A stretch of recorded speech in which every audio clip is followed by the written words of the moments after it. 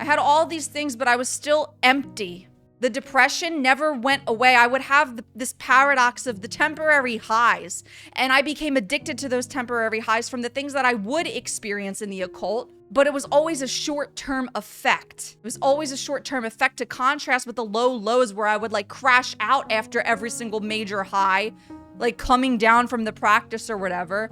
And then I had to convince myself that it was just a part of the process. And because of that, I had to incorporate another modality, another deck of cards, another crystal, another meditation, another Reiki session, maybe now a pendulum with it, another 3 hours of yoga, another style of yoga, another sage cleanse. Oh, it's just because we're in Aries season. I'll get through this. You know, it was always another reason why I was never achieving the enlightenment that I heard so much about. It was just this hamster wheel of pseudo healing with no means to an end. And some of you are stuck in that right now. You go to sound bath after sound bath, you get certification after certification, and it's still not clicking. It works until it doesn't, and you cannot figure out why. Not to mention the paradox you're stuck in, right? Of, oh, you're coming into alignment with your highest self, but don't forget it's a process. You're already perfect, whole, and complete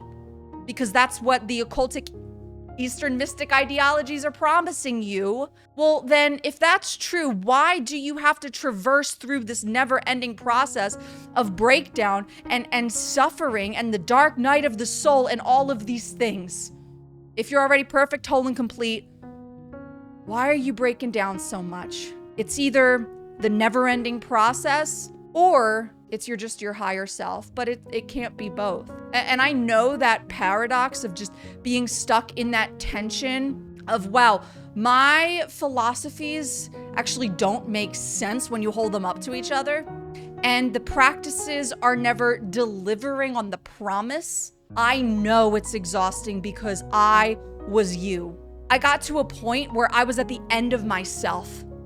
I was at the end of myself, and I called out to the Lord Jesus Christ on my kitchen floor when I was ready to end it all. And I said, Jesus, save me. And I don't know where those words came from.